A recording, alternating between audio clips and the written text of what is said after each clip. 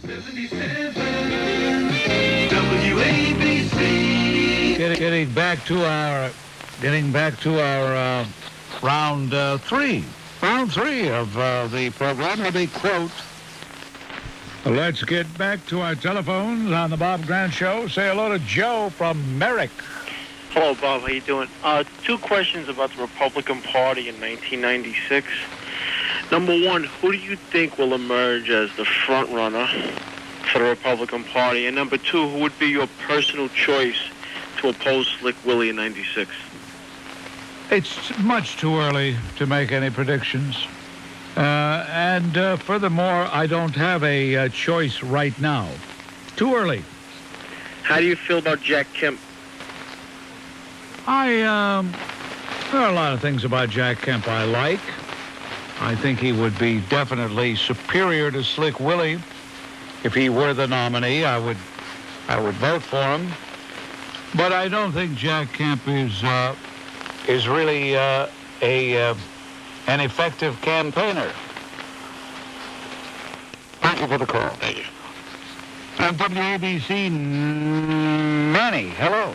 Yes, hello, Bob. Bob, I remember you saying prior to Bill Clinton winning the election that you could imagine after he wins how the press will have orgasms. I just want to report to your listening audience that I personally benefited from Bill Clinton winning the election. Since the election, every time I have sex, I have multiple orgasms. And this is quite unusual for a man, but I have multiple orgasms. And I hope that in 96 I can vote for Bill Clinton again. Now, what do you mean by multiple? Do you mean simultaneous? Or you mean one right after another? One right after the other, Bob. And the fact that he's called Slick Willie by a bald-headed, fake phony fraud like you upsets me. I wish you would stop it, Bob. You know, you're a sick guy. You really are. You really are a sick guy. Why am I sick? Because I recognize you for the first... No, because of the way you're talking. How stupid. How ignorant. What an ignorant. But you can tell by the way he talks where he's coming from. You see, ladies and gentlemen, why I'm so bereft of hope for the future of our nation? We're surrounded by insanity. Absolute insanity. By the way, I want to tell you a little something more about this fiend they finally executed in the state of Texas the other day. But right now, I say hello to you, Eric, on WABC. What's on your mind? Are you there, Eric? Eric, are you there? Eric was there, but I guess he decided, well, I really can't talk anyway. Ken, you're on WABC. What's on your mind? Yeah, I want to talk about Clinton. I don't understand why you keep on picking on Clinton and his wife as if they don't care anything about this country, as if they're trying to ruin it. Don't you think that they are trying their best? I think their political philosophy is all wet. I think that as creatures of the 60s, as radicals, as socialists, I think that what they think is right for this country is precisely what's wrong for this country. I think they're out of step with what made this country the great nation it once was. I think that their socialist agenda is going to take us down. They're not socialists. Oh, they're not? Al, you're on WABC. Hello. Hello, Bob. So I'd like to discuss, you had a guest yesterday speaking about the Holocaust, and I was wondering if he was aware of an article that appeared in the New York Post, March 26, 92, concerning that 4 million Jews died at Auschwitz and Birkenau. And they just had, recently released records from the Russians that showed that there were 1.5 million Jews instead of the 4 million that died. What do you want me to say? No, I was just saying...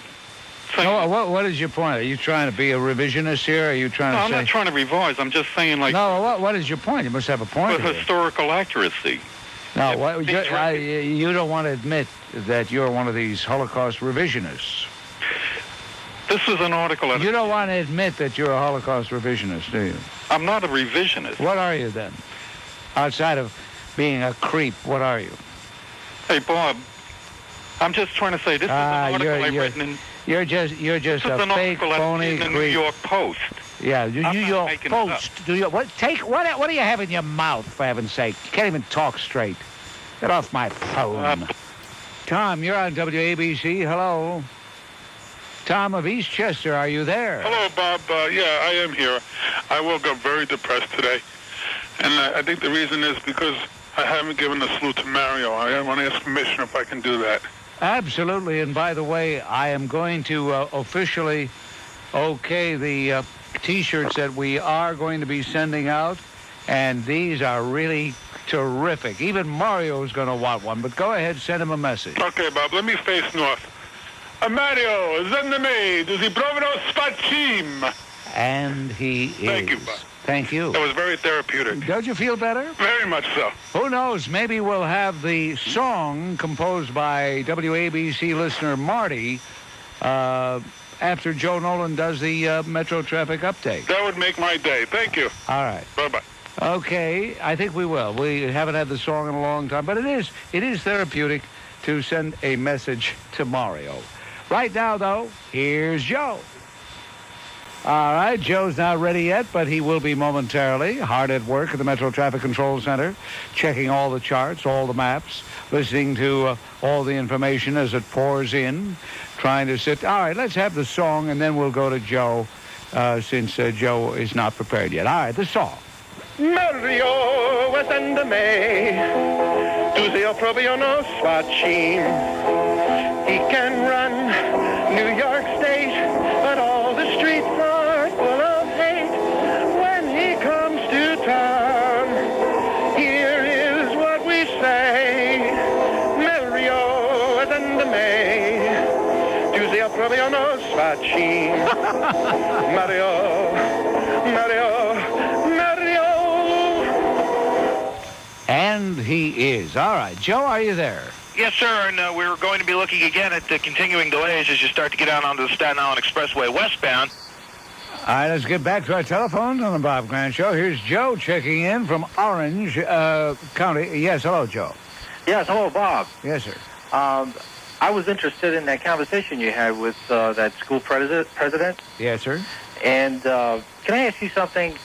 What religion was that school affiliated with, if any? Lutheran. Lutheran? Yes, sir. All right, it was interesting. The conversation was interesting because I happened a number of years ago to look at the Catholic Encyclopedia, and I looked at Hitler, the name Hitler, and interestingly enough, it said that he was a son of the Roman Church. Now, I don't know. That just blew my mind. I find that difficult to believe that would be a definition, a way to describe this guy. Well, I would too. There's so many other things. Yeah, he's been such a tyrant. I think he was noted for a few other things. Yeah, I think so. But that's what it said. It said clearly. What inference are you drawing here? What significance does this have, Joe? Well, for a long time, all right, the church has been, and I'm not just talking about the Catholic Church, even the United States government has been implicated in holding back on the Jews getting massacred the way they did. And the other night here on Channel 13, I heard... I know, but that has nothing to do with what we're talking about. You're mixing apples and oranges. Well, no, I'm just trying to say that historically, that maybe this church has... I thought it might have been a Catholic church. That's why I called. We're not even talking about a church. We're talking about an institution, a school, and I think much too much is being made out of it. And I think you're drawing inferences that... Well, you're probably right. But you see, it's important to me anyway. It's important to understand the history of the world, where we have come from. Yeah. When you talk about the Nazis and when you talk about the Jews, I'm afraid the Jews are going to get stepped on all over again because people have this affinity towards trying to kill them off. And if you have you're not Jewish, are you? No, I'm not. I'm not Jewish, but I sympathize with them. I'm not against Jews. Why are you so defensive? All I said was you're not Jewish, are you? And I have to hear that you're sympathetic to them. Well, because you're not coming across as sincere to me, Joe. I'm sorry, but there's something something not quite, you should pardon the expression, kosher about you. Well, I'm sorry that you might infer that, but I mean, maybe it's just that you're not playing with a full deck. I'm not sure what it is, but there's a certain insincerity in your voice. Well, a little posturing. No, I'm not posturing. I'm just... Well, no, you're not posturing. I'm a little nervous. I see. Well, listen, I tell you what. Get calm, call again, and we'll talk some more. I'm calm. Don't... Good. I'm glad you're calm. 1 minute he says he's nervous, then all of a sudden he's calm. He says, I'm nervous. And then, I'm calm. And you come down here to the studio, and I'll punch your dumb nose right down your stupid throat, you jerk. On WABC, 22 minutes now before 6 o'clock, and Yakov, you're on WABC. Hello. Good afternoon, Bob. Just let me preface by saying that a very important, authentic tape is on its way to you, which was mailed on Wednesday. By the way, Noah Deere says, I didn't get the tape because you don't have the tape. Well, he says you're a fake, a phony, a fraud. That's what okay. He says. Let him. He also calls everybody else a fake, a phony, and a fraud. I know for himself.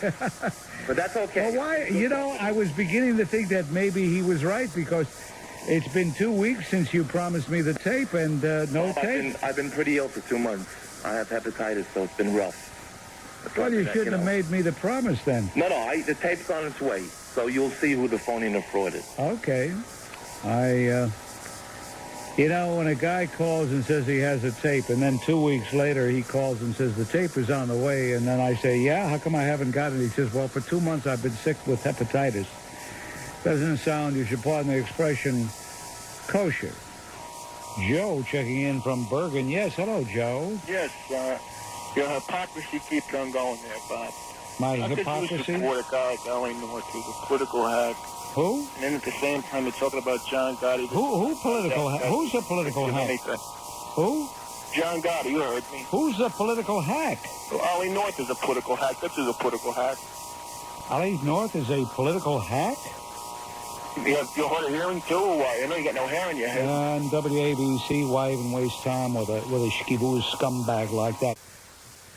All right, ladies and gentlemen, on WABC, in just a moment, we're going to play the tape, the portion where Rabbi Hecht was mugged the second time. This is so bizarre. I'm telling you this, and I'm not even believing what I'm saying.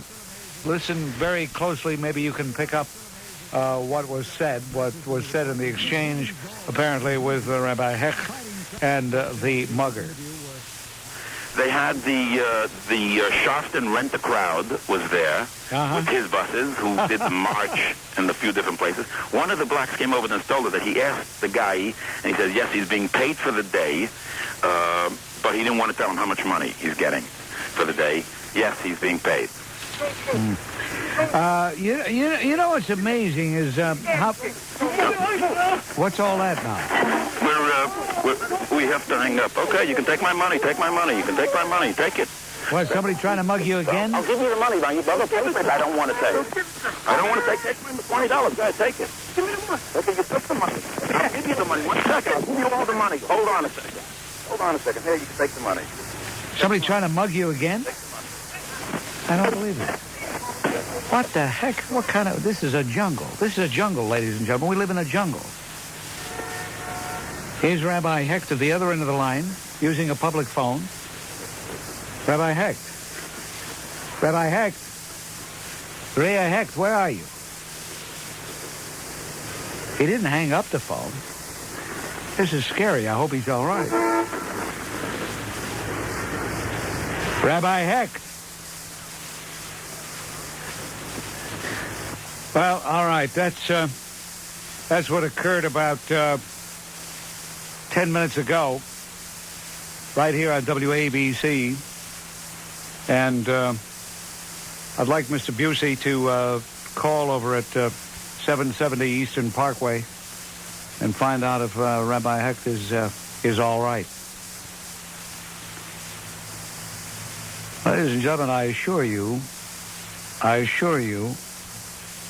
I have never been more baffled in my broadcasting career. Bob, we did call his office, and they are looking for him. All right, as soon as we get any news on Rabbi Hecht, we'll let you know. Bob Busey already did call. All right, on WABC, 22 minutes before 5. In Jungle City, located in the state of New York, unfortunately, both Jungle City and the state of New York are part of the United States. This is Frank now from Queens, and yes, hello, Frank. I'm here, Bob. Yes. Bob, I think you really overreacted with that young fella from Washington State. It seems to me that he got involved with a moral purpose in mind, and the only thing that you accomplish in this whole brouhaha is the fact that people shouldn't get involved. And we've been broadcasting and we've been reading the papers that we should get involved. Well, I think he got in his case too tough, Bob. No, I disagree with you because he jumped on me when I said, well, the people at the other table, what business was that of theirs? How in the world would the people at the other table even know what was going on? Well, at last we found out because this fellow was very loud. And his fellow server, Miss Fitch, apparently was very loud as well. And justified it. We're talking about a person having a drink. We're not talking about Kitty Genovese being stabbed to death. We're not talking about Kitty Genovese being stabbed to death. So relax, Frank. Kitty Genovese may not be the same parallel, but you have to get involved somewhere down the line. No. If I'm in a restaurant and a pregnant woman orders a drink next to me, I'm not going to say anything to her. Bob, you have your opinion. I respect, and I have all right, mine. Get off my phone. I don't even want to hear. I don't even want to hear. You sound like a real cowboy. Would you get off the phone, please? Goodbye. Get off the phone. Goodbye. And with that, he got off the phone. At least he got off the phone. Some people don't. The person who called, the idiot who called, said that a drink doesn't hurt because the woman is in pregnancy in the final term is a liar because up until she delivers, it affects the baby, okay? Up until she delivers. So he doesn't know what the hell he's talking about. And neither do you, doctor. No, you don't either. You're a scumbag just like everybody else. Neither do you, doctor. You're a scumbag. You are a scumbag. You know, why you are a scumbag because you... Why do you listen? Everybody who disagrees... Hey, Capone, why would you listen to the Bob Grant Show? You're a scumbag. Why would you listen to a scumbag? You're a scumbag. You're a scumbag. On WABC, I guess I'm a scumbag. Okay, this is Scumbag speaking. I love it. That dumb gobbo, he's calling me. He's listening to the Bob Grant Show. I'm not listening to his show. Oh, well.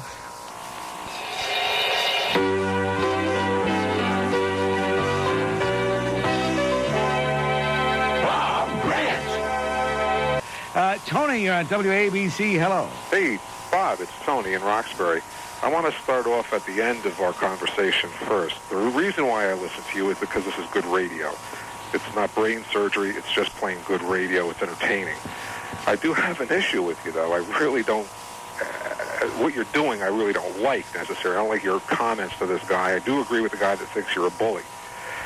What you're doing is, even in my opinion, irresponsible.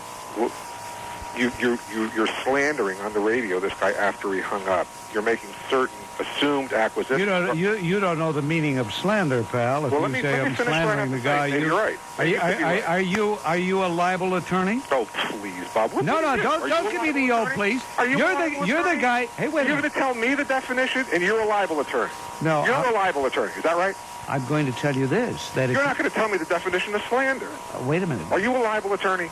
Wait a minute now. Hold on. Hold on a minute. You're paying for this call? Yeah, and I don't want it to cost you any more money. The guy's worried about paying for the call. Well, we don't have to worry about paying for the call. Vince, you're on WABC. Hello. Hello. What's the matter with earrings? Earrings? Yeah, men wearing earrings. Yeah, put them in your nose, you jerk. Jay, you're on WABC. Hello. How you doing, Bob? How am I doing? Yeah. You tell me. How am I doing? I don't know. Seems everybody's been jumping down your throat lately, huh? It's amazing. It's amazing how putrid people can be. Unfortunately, Bob, I'm going to have to agree with most of them. I feel the woman, did have a right to drink, have a drink, unless she overdid it. That's her problem. But, and this guy possibly was a little too vocal in his opposition. but I feel it was some mistake made with the management. I mean, this fella and the waitress lost their job over this. Now, and deservedly so. Well, what about a reprimand? I mean, we don't know all the facts, and. Well, I don't know how many more facts there are to know. We know pretty much. We heard from both sides. We read the account that came out of Seattle. I don't know. What else is there to know? Tell me, what else is there to know, pal? Well, the thing is, I'm looking at, maybe was it the first time this guy vocalized his opinion? I mean, I'm talking about, I'm out of work right now. I'm a construction worker. Well, then why don't you get out to the Red Robin out there to Willico? Yeah, no, they're looking for a waiter. They're looking for a guy right now. But what I'm thinking of is, I value my job, and possibly this guy does too, and...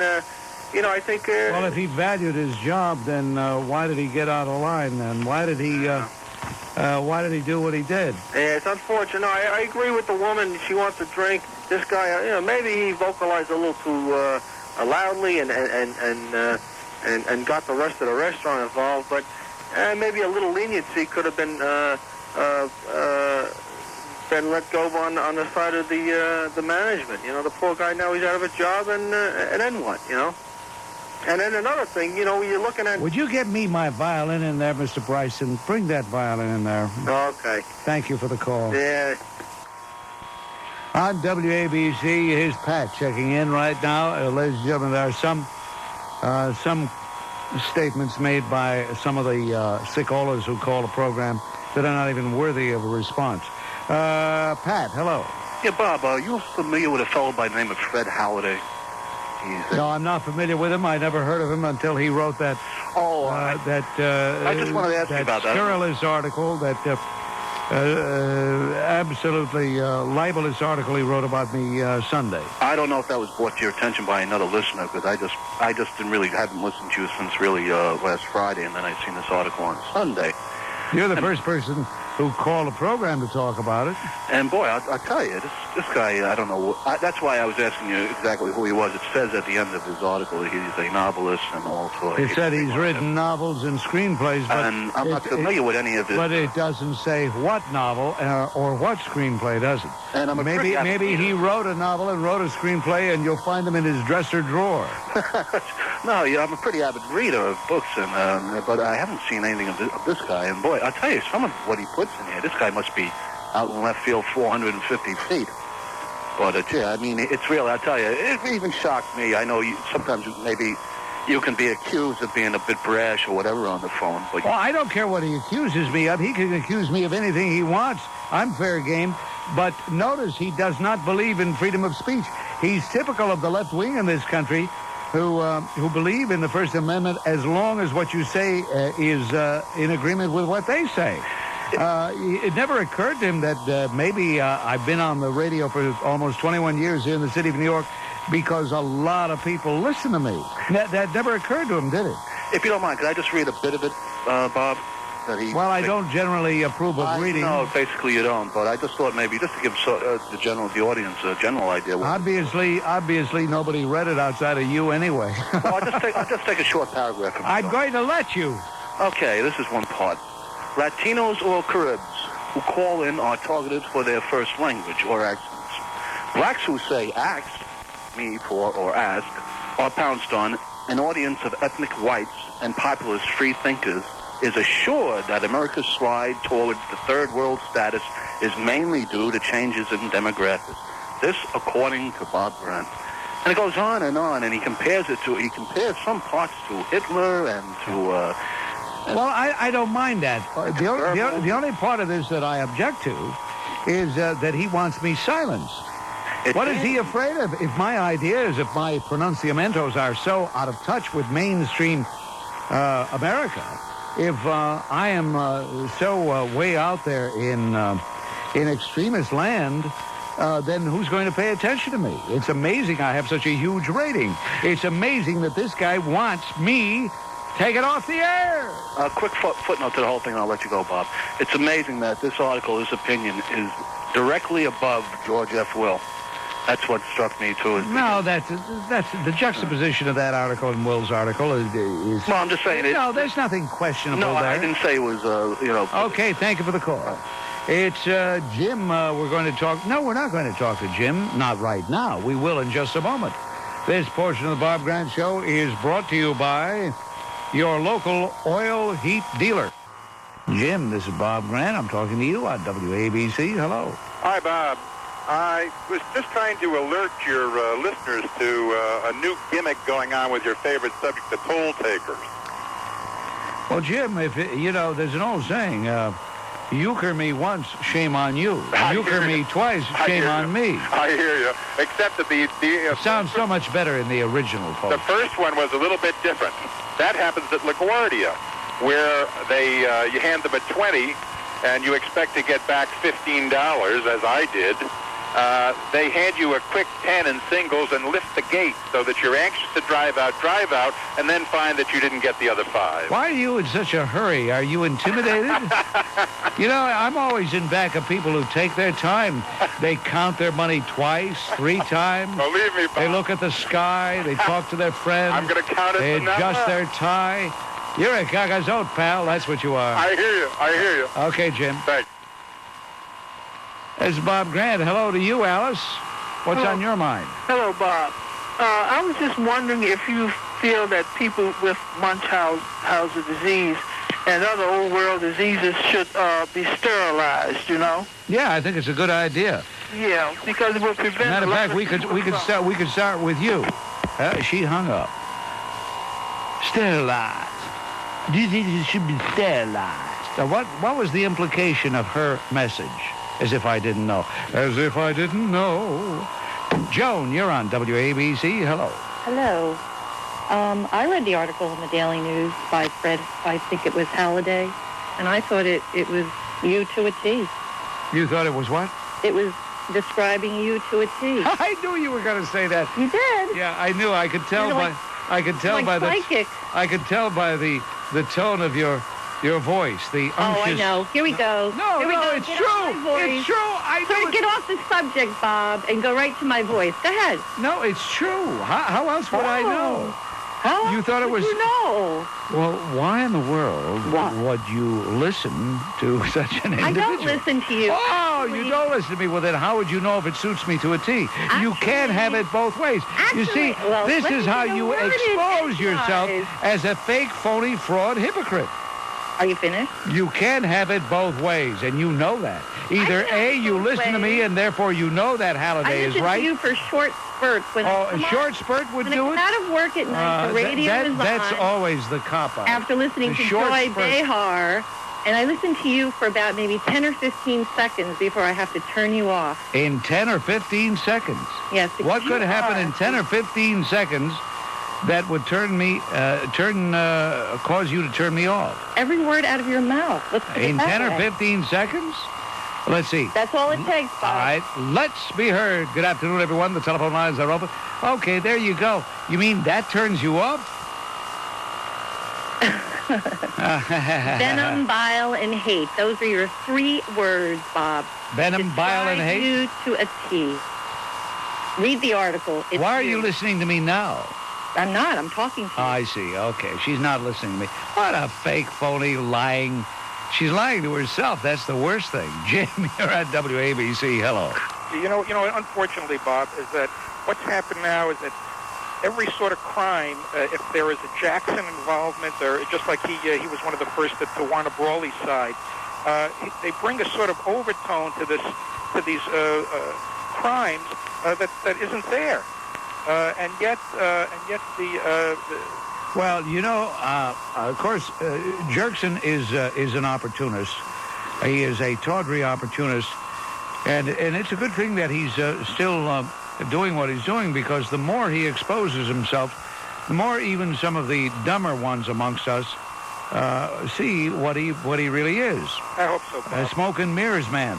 But I don't blame him as much as I blame the media, who will cover anything he does. If he says, I'm going to crack my knuckles on the corner of Madison Avenue and 40th Street, there'll be crews out there covering it. I wonder how many other unelected officials get the sort of knee-jerk coverage that he gets just because he shows up at these photo opportunities. Well, very, very few. Very few. WABC, Arbitron rated #1 in talk radio, with Rush Limbaugh's Morning Update, every morning with Lionel at 6:20.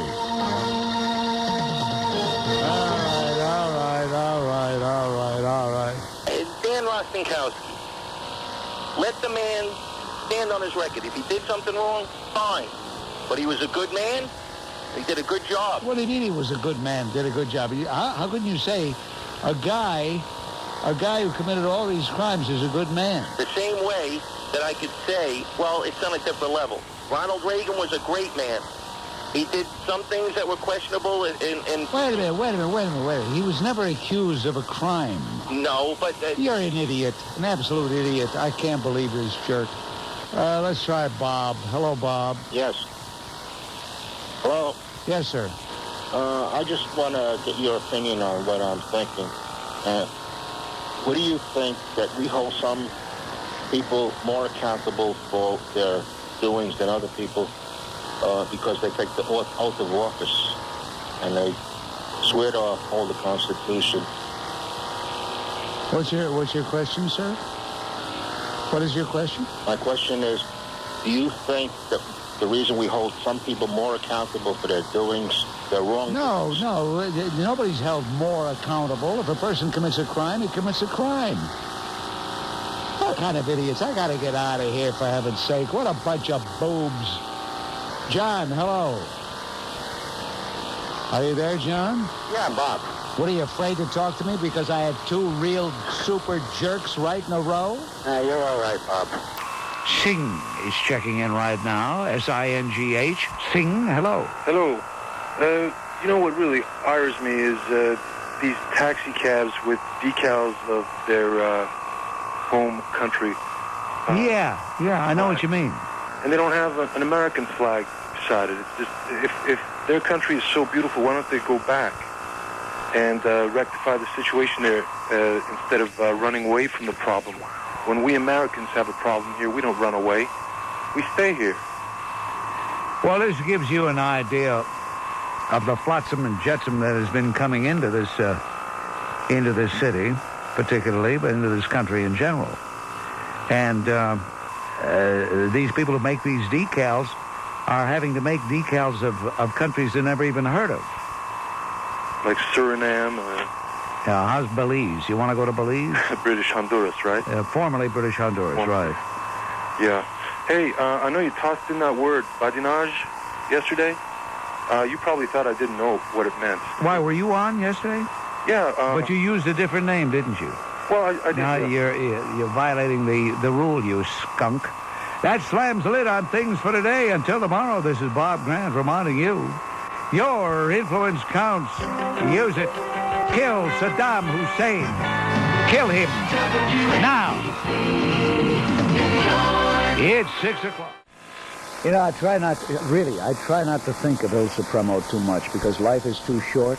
But it's inevitable that he pops into just about every discussion. Can I escape Il Supremo? And by the way, he's getting more repulsive physically every day. Ben, hello. Yes, hello, Bob. I wanted to start out by saying I'm generally sympathetic to police. I mean, you take these celebrated cases in New York, the Eleanor Bumpers case. I thought the cop did. I don't think you could blame the cop at all for shooting a hysterical 300-pound woman coming at him with a knife. I think. Well, she was about to plunge the dagger into the guy's partner. Or a guy who I think should have been given a medal as a hero was that young cop who was being stomped by those two Perry brothers up near Columbia and who managed to get the gun out of his ankle holster and kill that creep, Edmund Perry. Yeah, what are you leading up to, though? What I'm leading up to is the Sergeant Pike case that I heard some calls about yesterday. I have no sympathy at all for that guy. I mean, Well, let me ask you, what did he do that was so terrible? Did he kill anybody? No, he didn't. As a matter of fact, the person that was the object of the stun gun... He's probably a lowlife. No, probably about it. He's been arrested since then. Okay, but that's exactly... Also, let me point out to you that the other individual who was convicted along with Sergeant Pike has already been paroled. Yeah. Sergeant Pike, the reason for his denial was he was considered a danger to society. Would you consider him a danger to society? No, but... No. All right, so if his sentence is too long, maybe I'd be willing to see... that's very big of you, very big of you. But the point I just want to make is the people calling, defending him, we, as a taxpayer... I've defended him. Forget about the people. I've defended him. As a taxpayer, I pay money for the police to do the job that they're assigned to do. This guy goes using his stun gun. I'm going to be the one as a taxpayer who's going to have to then pay for the lawsuit when this guy sues and some jury gives this creep a couple of $1 million. And you say that the guy who used the stun gun... And that's your reason for being angry? I'm angry, yeah. The guy used the stun gun as a lowlife. Yeah, why is that guy walking the street? Because the conviction can't stand, because this guy is refusing to pay by using a stun gun. You know what? You're not playing with a full deck, but why should you be much different than most people? Get off my phone. Speaking of lowlives, you're a lowlife, Ben. I can't stand you. Let's say hello to Leo here on WABC. Hello, Leo. Hello, I just happen to be Richie's Pike's ex-partner. I called you once before. How do you like that? How do you like that creep, that fake, phony hypocrite that was just on ahead of you? I really don't know what's going on there, because if they knew Richie and all the arrests he's made and the people he's helped, he'd sing a different tune. Policeman of the Year, 1975. 19 and a half years of meritorious service. He has an unblemished record. Prior to the stun gun incident, nothing negative on his record whatsoever. I really can't believe in this country what they did to him, refusing his parole after that long in prison for what actually was done. What I really called you about is I wish to thank you for the help you've given Richard Pike, but nobody else seems to be wanting to help him. I know I've talked to him on the phone, and his spirits has been lifted with the mail he's been receiving. Well, that's all I said at the time that we could hope to achieve, was to lift his spirits, because we could have no impact on a parole board that obviously has got orders from somewhere. Il Supremo or somebody. I just wish people would look into more of the man and the lies they really printed in the paper when he was on trial, because there was actually lies printed. They called his dog, his name was Hitler, to try to make him like a Gestapo or something that goes around torturing people. His dog wasn't named Hitler. And that was in the papers. But what I really called once it was in the papers, it stuck, and nobody questioned it. Well, the fact that his dog was named something other than that is beside the point. It stuck in the minds of a lot of skunks, like maybe that creep that was on just ahead of you. Bob Grant, Talk Radio 77, WABC. Ray, you're on WABC. Hello. Hello, Bob. Yes. I'd like to help to speed up your early retirement. What do you expect me to do? Fall out of my chair because you said that? Are you there? Yes, I am. Yeah, what is your problem, Stephen? You want to elucidate? Why don't you invite me down to your studio? Oh, why should I invite you down to the studio? So I can rip your balls off. Gee, that's a very colorful description. You're a real low-class scum, aren't you? On WABC, let's say hello to Marjorie. I've heard you a lot of times hang up on people for saying bad things about Israel. Do you ever remember hanging up on anybody for saying bad things about the Arabs? And I have no position one way or the other. Why are you asking such a question? First of all, I don't hang up on someone if they're saying something bad about Israel. I think you're misjudging me. I know there are a lot of you anti-Semites out there who have nothing better to do than to keep score of how many times I defend the Jews, how many times I stick up for Israel. Bob, I'm not an anti-Semite. You are too. Only an anti-Semite would waste the time, I should say, thinking about such a stupid question. About banks? No. You know better than that. I'm not talking about the banks. I'm talking about the question about the Arab. And by the way, Al, you little worm, that's the real reason. That's the real reason you called, to get that dig in about Israel. That's the real reason. Was the banks. Bob, by the way, I love your show. What are you going to do? What are you going to do? Call a guy wherever he still loves his show. What are you going to do? Well, that slams the lid on things for today. Until tomorrow, this is Bob Grant reminding you, your influence counts. Use it! WABC. My gosh, how dramatic. It's 7 o'clock.